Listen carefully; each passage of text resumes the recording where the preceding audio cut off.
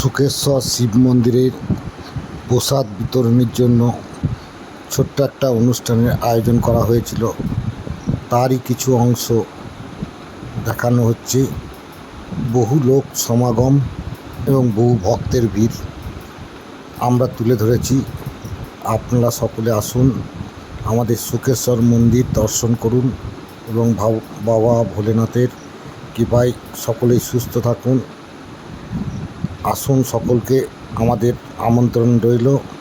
আমাদের প্রতি সোমবার ঠিক সন্ধ্যে 7 ঘটিকায় আরতি অনুষ্ঠান হয়।